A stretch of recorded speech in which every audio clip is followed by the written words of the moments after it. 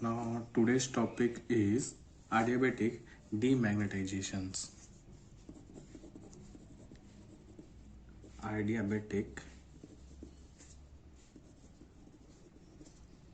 demagnetizations. इसका मतलब होता है किसी भी मैग्नेटाइजेशंस का आइडियाबेटिक केस में उसका डीमैग्नेटाइजेशन होना। ठीक, देखो लॉन्ग टाइम तक क्या माना गया कि जो आइस का जो टेम्परेचर होता है, जो आइस का जो टेम्परेचर होता है वो क्या होता है, लोअर टेम्परेचर होता है। लॉन्ग टाइम तक ये माना गया जो आइस का जो टेम्परेचर है वो क्या होता है, लोअर टेम्परेचर होता है।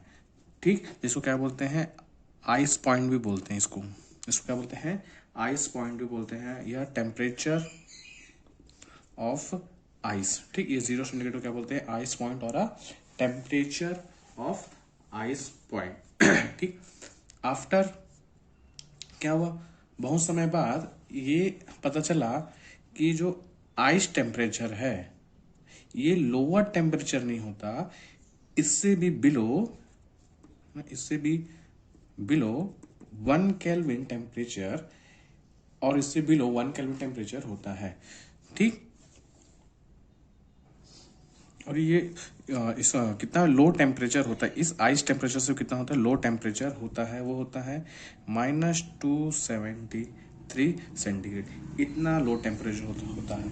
ठीक, तो इस टेम्परेचर को अपन बोलते हैं एब्सोल्यूट एब्सोल्यूट टेम्परेचर और जीरो टेम्परेचर, इसको हम बोलते हैं। तो यहीं से किसकी लो टेम्परेचर फिजिक्स, एक नई फिजिक्स का क्या हुआ, इंड्यूस्ड हुआ। ठीक, तो अब आते हैं किसमें, एडियाबेटिक डीमैग्नेटाइजेशंस में,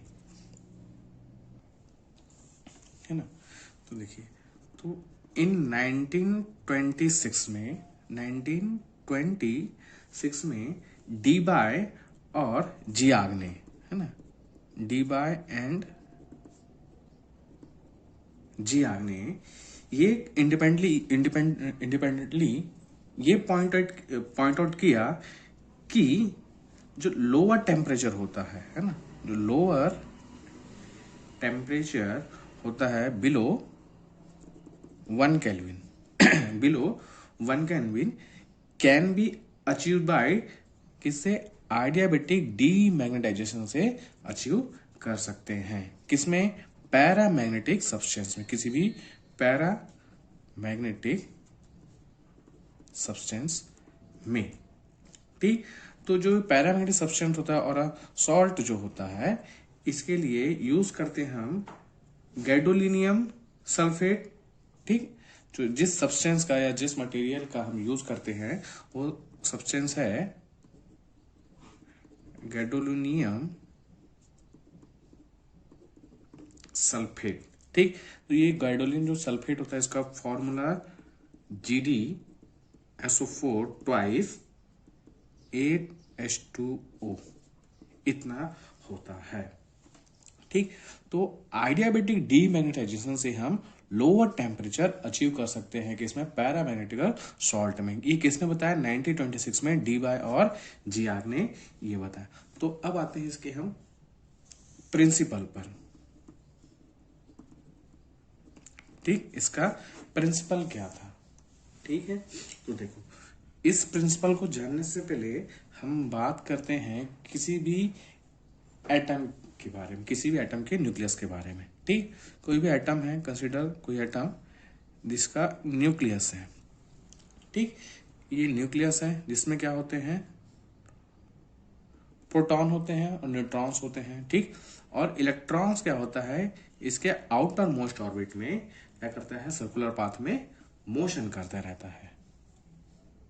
देखिए, कोई भी जो एटम होता है ना, कोई भी जो एटम होता है वो एक मैग्नेटिक डाइपोल, है ना, किसकी तरह, मैग्नेटिक डाइपोल की तरह बिहेव करता है। मतलब इसका कुछ ना कुछ एक मैग्नेटिक डाइपोल होता है।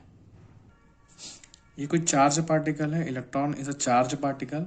ठीक, जब ये कोई चार्ज पार्टिकल इस एटम में वेल डिफाइंड पाथ पे, जो वेल डिफाइंड पार्ट में मूव करता है, तो इसके इलेक्ट्रॉन जिस डायरेक्शन में मूव करता है उसके जस्ट अपोजिट डायरेक्शन में क्या हो जाता है, करंट क्या हो जाता है, इंड्यूस हो जाता है। मतलब इसमें करंट क्या हो जाता है, प्रोड्यूस हो जाता है।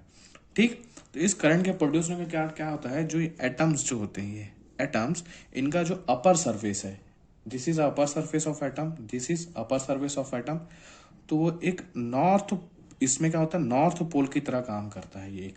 और इसका जो लोअर जो सरफेस है वो किसकी तरह काम करता है, एक साउथ पोल की तरह काम करता है। मतलब इसमें क्या होता है, मैग्नेटिक पोल इंड्यूस्ड हो जाते हैं। ठीक, तो इस मैग्नेटिक पोल के इंड्यूस होने के कारण क्या होता है, इसमें इसका जो मैग्नेटिक डाइपोल है, मैग्नेटिक डाइपोल म्यू, जिसको क्या हम किससे डिफाइन करते हैं, म्यू से। और किसी किसी बुक में क्या होता है, पीएम ऐसे, स्मॉल पीएम ऐसे। जो ये मैग्नेटिकल डाइपोल होता है वो आउटसाइड वर्क करती है। आउटसाइड का मतलब है साउथ से नॉर्थ की ओर ये मैग्नेटिकल डाइपोल इंड्यूस होता है या वर्क करने लगता है।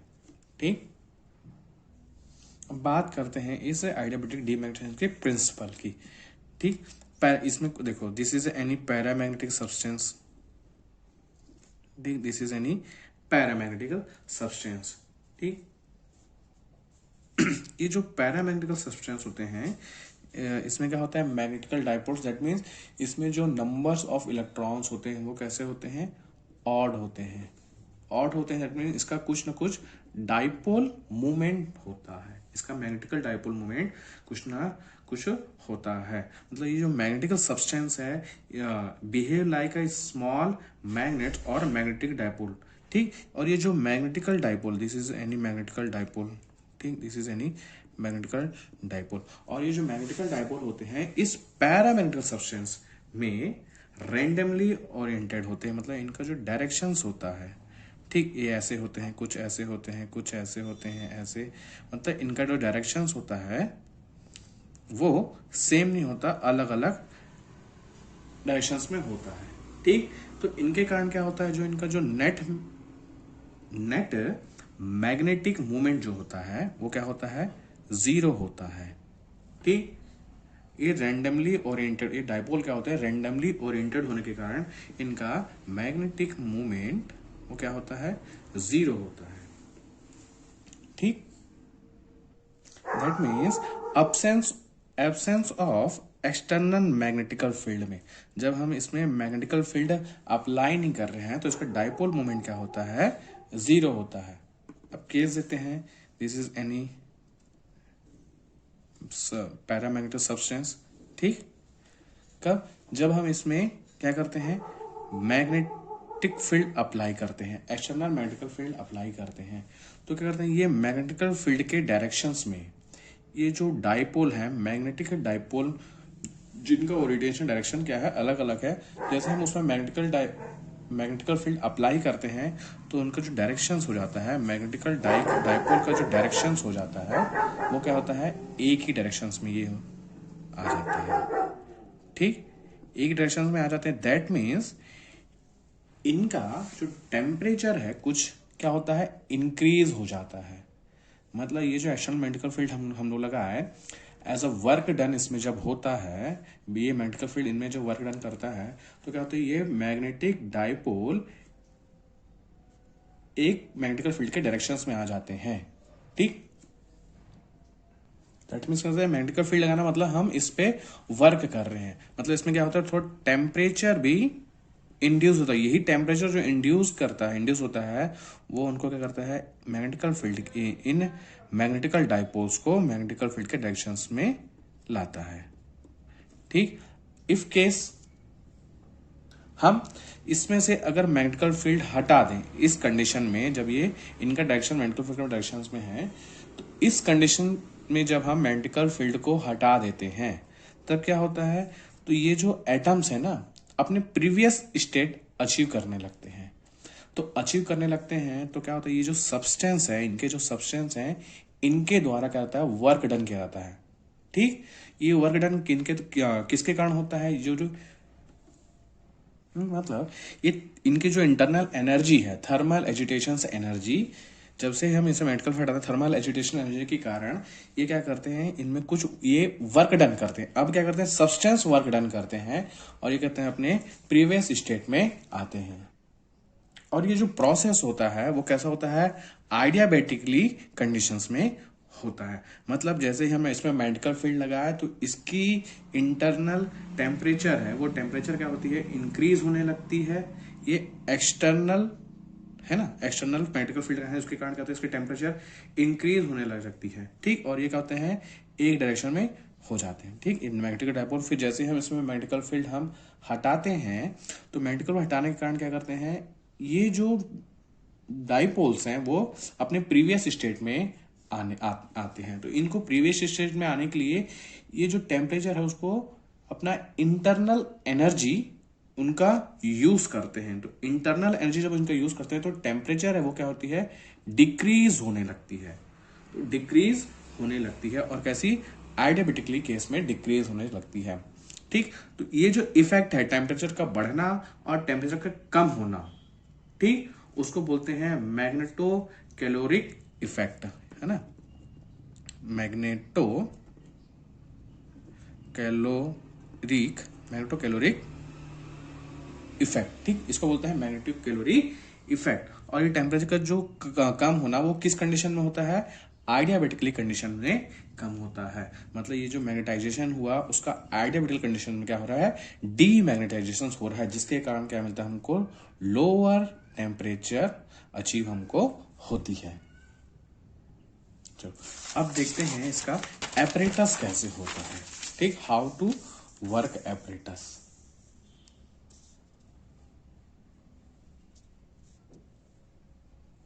ठीक, दिस इज एनी एपरेटस, इसका देखते हैं। ठीक,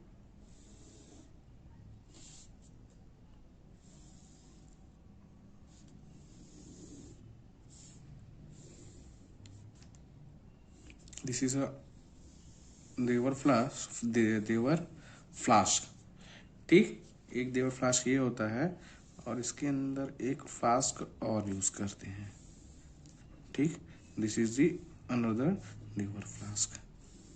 मतलब इस टाइप के जो फ्लास्क है वो किसने इंड्यूस किया था, एक साइंटिस्ट थे देवर करके या दीवार करके, उसने इंड्यूस किया था इस फ्लास्क को। ठीक है, तो इसलिए इसको क्या बोलते हैं, देवर फ्लास्क बोलते हैं। ठीक, और जो सब्सटेंस है जिसका डीमैग्नेटाइजेशन होता है उसको एक चैम्बर में रखते हैं। This is any chamber. ठीक, दिस इज एनी चैम्बर। ठीक, और इस चैम्बर में क्या होते हैं, एक ट्यूब लगा रहता है ऐसे। ठीक, ये सब्सटेंस यहाँ पे रहता है एज अ, ठीक, ये सब्सटेंस इसमें रहता है। This is D2, this is D1, Dewar flask. ठीक, और इस चैम्बर की जो ये ट्यूब है ना, उसमें सप्लाई करते हैं किसकी, to supply of helium gas. किसमें सप्लाई करते हैं, to supply of helium gas. और क्या बोल सकते हैं, और टू डिफ्यूजन पंप भी, इसको भी क्या बोलते हैं, डिफ्यूजन पंप।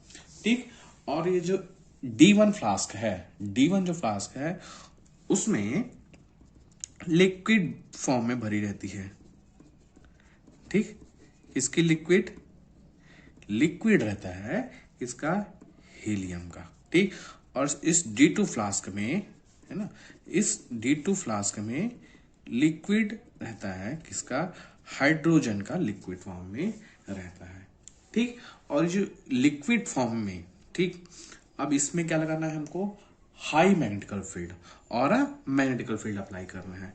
तो उसको अप्लाई करते हैं कहाँ से, दिस इज एनी मैग्नेटिक, जिसको हमको मैग्नेट है जहां से S pole and north pole and S pole, इसकी तरह क्या हम मैग्नेटिकल फील्ड यहाँ पे अप्लाई करते हैं।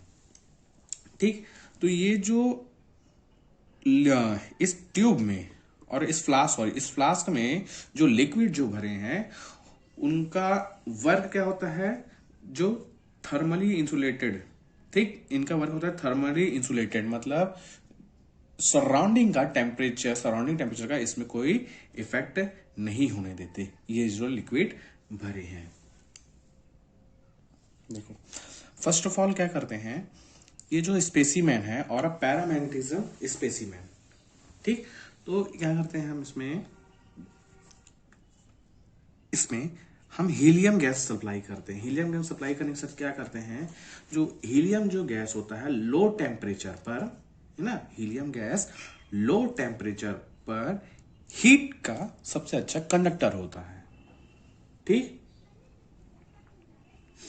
तो क्या होता है, ये जो अब जैसे ही इसमें हम मैग्नेटिकल फील्ड अप्लाई करते हैं और इस हीलियम गैस को इंटर सप्लाई करते हैं, तो क्या होता है, ये जो सब्सटेंस है स्पेसिमेन है, इसका टेम्परेचर क्या होता है, इंक्रीज होने लग जाता है। इसका टेम्परेचर क्या होता है, इंक्रीज होने लगता है। मतलब जो इसके मैग्नेटिकल मूवमेंट है वो मैग्नेटिक फील्ड के डायरेक्शंस में अरेंज होने लग जाते हैं, ठीक। तो क्या करते हैं फिर, जैसे ही हम इसमें मैग्नेटिकल फील्ड हटाते हैं, ठीक, मैग्नेटिकल फील्ड हटाते हैं और इस डिफ्यूजन पंप के थ्रू ये जो हीलियम गैस इंटर करी थी उसको हम बाहर निकालते हैं। तो बाहर निकालते हैं तो क्या होता है, इसमें इंटरनल एनर्जी कम होती है, इसमें इसका टेम्परेचर है जो वो धीरे धीरे लो टेम्परेचर अचीव करने लग जाता है।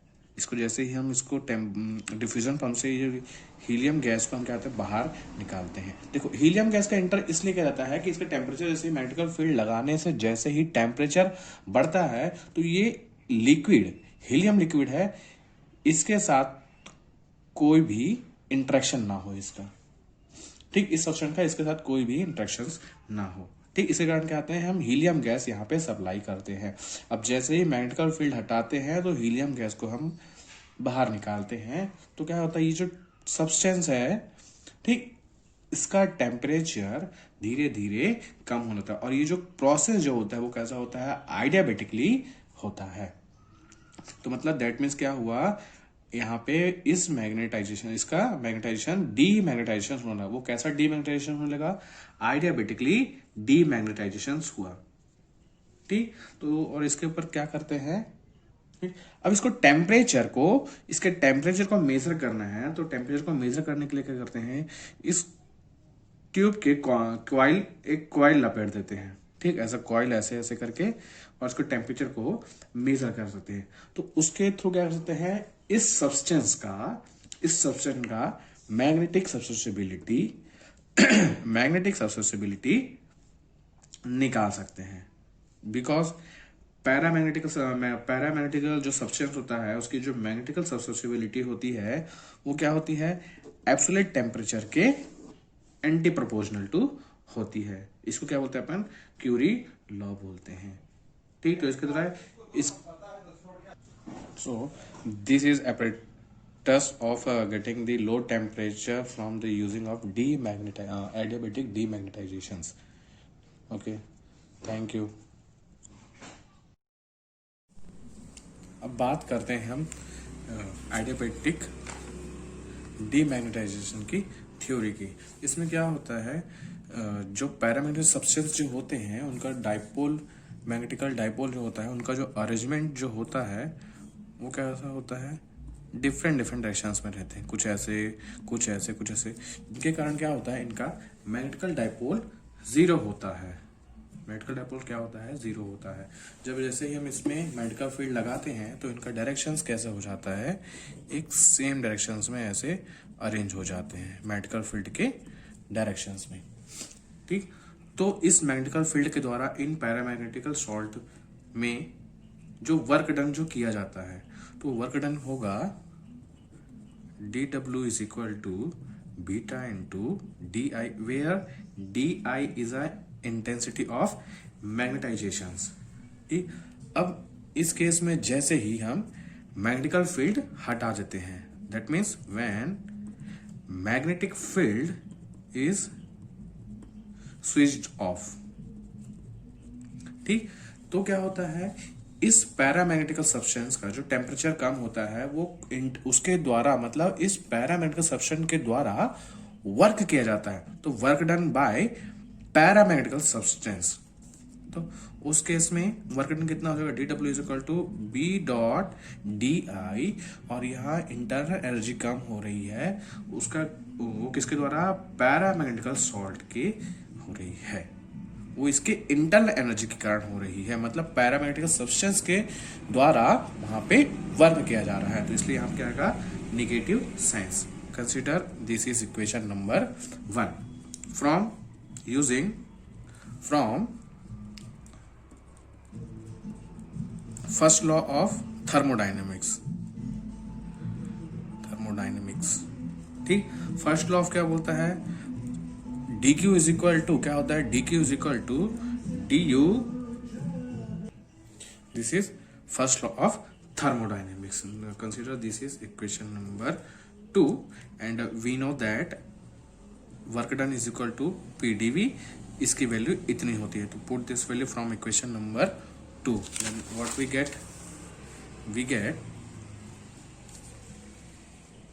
dq is equal to du plus PdV. This is equation number 1 from equation 1 and equation 2, 1 and 2 से, फ्रॉम इक्वेशन नंबर 1 एंड 2 से,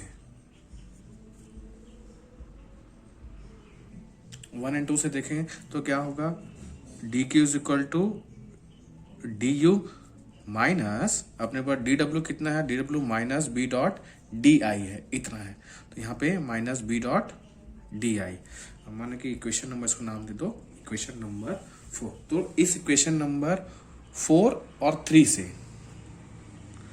फ्रॉम इक्वेशन 3 एंड 4 देखो, डी क्यू दोनों का लेफ्ट हैंड साइड सेम है, डी क्यू और D Q same है, D you तो इनका कंपैरिजन कर दो, तो यहाँ पे क्या हो जाएगा, P is equal to minus B and D V is equal to D I.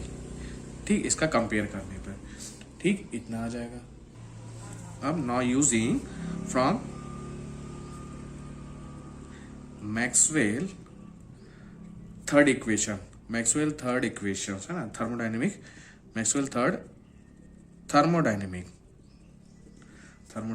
Relations है ना। देखो मैक्सवेल के जो थर्ड रिलेशंस है थर्मोडायनेमिक के लिए, वो है del T upon del P is equal to when S is equal to dv by ds is equal to p. Consider this is equation number 6. From now using माना कि equation number यानी 5 नाम दे देते हैं इस इक्वेशन को 5, तो यहाँ पे p की जगह माइनस बी पुट कर देते हैं और dv की जगह di पुट कर देते हैं, तो what we get from equation 5 and 6, तो del T upon del minus B है तो माइनस बाहर रख देते हैं, b ये s is equal to v del I upon del s, ये p माइनस बी है लेकिन यहाँ पे माइनस नहीं थे, ये यहाँ पे इसके आउट साइड करके इसको नॉर्मली b लिख देते हैं अपन। ठीक, क्या करते हैं इसके लेफ्ट साइड में है ना, del T upon del B ये s, इसके लेफ्ट साइड में t का मल्टीप्लाई भी कर दो और t का डिवाइड भी कर दो, तो ठीक del I upon del S B इतना। तो एक फॉर्मूला होता है सेकेंड लॉ ऑफ थर्मोडायनेमिक। देखो इसको लिख सकते हैं T del I upon T del S, इसको ऐसे भी लिख सकते हैं। ठीक, तो सेकेंड लॉ ऑफ थर्मोडायनेमिक होता है T del S is equal to T D S is equal to del Q है ना, डेल क्यू, तो ये डेल क्यू की वैल्यू अब यहाँ पे पुट कर सकते हैं अपन। ठीक, तो minus del I upon del B S is equal to ये टी डेल आई है ना, del I upon del Q. तो इक्वेशन में क्या करते हैं अब, नाउ यूजिंग इसको नाम दे देते हैं कुछ नहीं, इसको del I upon del B ये एस, दिस इज टी। क्या करते हैं, del I upon del T का मल्टीप्लाई भी कर दो डेल टी का, ठीक, यहाँ टी का मल्टीप्लाई कर दे और इनटू भी कर दिए इसका डेल टी का। ठीक, this is del Q. So now अब कैसे लिख सकते हो उस इक्वेशन को, और और जो माइनस था इस साइड में, जो माइनस टर्म्स था, ठीक है, ये माइनस ना, ये माइनस, इसको भी इधर ट्रांसफर कर देते हैं। सो व्हाट वी गेट है, ठीक, तो हमको ये टर्म्स मिलेगा ऐसे, ठीक है, ये t है ना। तो ये कांस्टेंट है, इसको हम लिख सकते हैं del I upon del T B, इसको लिखते हैं अपन C B.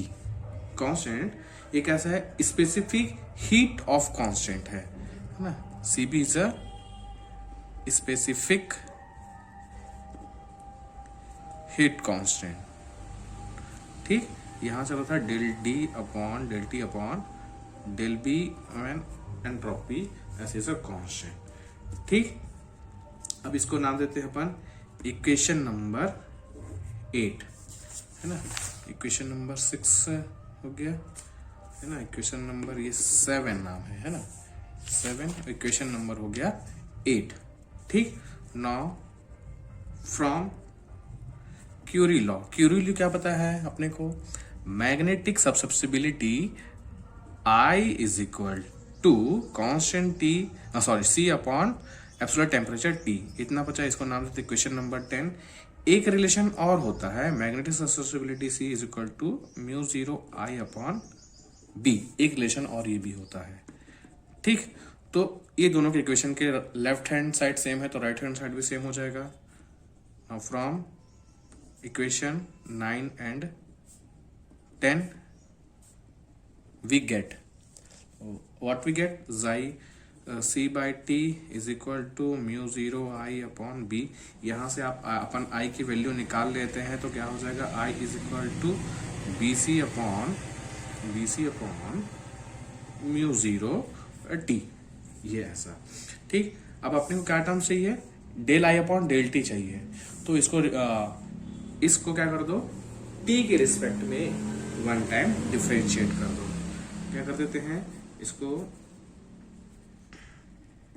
Differentiate the above equation with respect to t, then what we get, del I upon del t when b is constant, कब मैग्नेटिक फील्ड इज कांस्टेंट, तब उस case में तो हो जाएगा minus B C mu 0 t का square. इसको नाम देते हैं अपन इक्वेशन नंबर 11, ठीक। इक्वेशन नंबर 11, इस इक्वेशन नंबर 11 इसकी वैल्यू यहां पुट कर दो, ठीक। Using equation 8 10 and 8 we get what we get, क्या मिलेगा, इस इक्वेशन को यहां पे पुट करेंगे अपन तो क्या मिलेगा, देखो क्या मिलता है, del T upon del B constant minus T upon C B, है ना, minus B C mu 0 T का स्क्वायर, है ना, ये टी का स्क्वायर इतना मिला, ठीक। ये बी सी कैंसिल होकर प्लस बी सी हो जाएगा, ठीक। ये C B mu 0 T one time cancel तो टी हो जाएगा यहाँ पे, तो बचा का यहाँ पे del T upon del B when S is constant, ठीक। एस को भी अब हटा दो, कोई दिक्कत नहीं इससे भी। अब 12, इक्वेशन नंबर 12, तो अब इसको देखो टी टर्म्स वाले को अलग कर लेते हैं, है ना। इसको कैसे लिख सकते हैं, देखो सी भी कांस्टेंट है, म्यू 0 भी कांस्टेंट है, सी और म्यू 0 दोनों कांस्टेंट है, तो इस कांस्टेंट को अपन नाम देते हैं कुछ ए करके नाम देते हैं, C upon mu 0 is equal to A कोई कांस्टेंट है, तो कैसे लग जाएगा ये, B A upon C B T del T upon del B. अब टी टर्म्स वालों के एक साथ और बी टर्म्स वालों के एक साथ लिख लेते हैं यहाँ पर, तो क्या मिलेगा, T dot del T is equal to B A upon C B del B. तो इस इक्वेशन को क्या कर देना है, बोथ साइड इंटीग्रेट कर देना, है ना, बोथ साइड क्या कर देना पर इंटीग्रेट कर देंगे, integrating both side, then what we get, integration T dot del T, है ना, बी नहीं, ए कांस्टेंट है, सी और बी भी कांस्टेंट है, ठीक। तो यहाँ पे बचा बी डॉट डेल पी। अब लिमिट कैसे पुट करें, माना कि जब मैग्नेटिकल फील्ड हम अप्लाई करें तो टेम्परेचर वहाँ पे T1 है, और जब मैग्नेटिकल फील्ड जब हम हटा दिए तो वहाँ टेम्परेचर T2 है। मैग्नेटिकल फील्ड B है, जब हम अप्लाइड किए हैं और जब हम हटा दिए वहां पे 0, तो इसकी लिमिट ऐसे पुट ऑन कर दे। तो इंटीग्रेशन कर दो, तो t² upon 2 t2 upon t1 a C B b² upon 2 0 से b, ये ऐसे पुट ऑन हो जाएगा। अब इसकी लिमिट को रख दे तो क्या हो जाएगा, t2 का स्क्वायर माइनस t1 का स्क्वायर, ठीक, ये 2 और ये 2 ऐसे कैंसल, ठीक, is equal to a upon C B 0 minus b का स्क्वायर, ठीक। इसको सॉल्व कर लेंगे तो क्या आ जाएगा, ये बेस में है एक्चुअली c, ये बेस में है इसकी कांस्टेंट, स्पेसिफिक हीट यानी कांस्टेंट, ठीक। तो a minus B square upon C B t2 square minus t1 का स्क्वायर। अब अपने को क्या निकालना है, final temperature, this is final temperature, ठीक, मतलब लो टेम्परेचर निकाला। लो टेम्परेचर कौन सा है, जब हम उसमें मैग्नेटिकल फील्ड हटा दिए, तो मैग्नेटिकल फील्ड हटाए तो उसका टेम्परेचर कितना है T2, दैट मीन्स वो है फाइनल टेम्परेचर। तो T2 का स्क्वायर इज इक्वल टू कितना हो जाएगा, T1 का स्क्वायर ये माइनस AB का स्क्वायर अपॉन CB, ठीक। यहाँ से T1 का स्क्वायर कॉमन निकाल लो, बचा क्या 1 माइनस AB का स्क्वायर C बेस में T, ये T1 का स्क्वायर हो जाएगा क्योंकि इसमें T1 नहीं है, तो इसमें क्या होगा T1 का डिवाइड, तो ये हो जाएगा T2 का स्क्वायर, ठीक है। तो T2 स्क्वायर इक्वल टू क्या आ जाएगा, T2 का स्क्वायर इक्वल टू T2 ये हो गया, तो इसका स्क्वायर हो जाएगा, तो T1 का square 1 minus A C B का स्क्वायर T1 का स्क्वायर, ऐसे, ठीक। तो इसको और कैसे लिख सकते हैं, T1 का स्क्वायर है बाहर, तो 1 minus A upon C B by T1 का होल स्क्वायर, और ये पूरी की पावर में 1/2। तो देखो क्या होगा, 1/2 है, मतलब इसकी मैं कुछ भी वैल्यू करूं तो ये 1 है, यहाँ पे T1 है, तो कुछ वैल्यू आएगी इसकी, तो क्या हो जाएगा, T2 always less than to T1, है ना, T2 always less than to T1, ठीक। मतलब क्या प्रूफ करता है,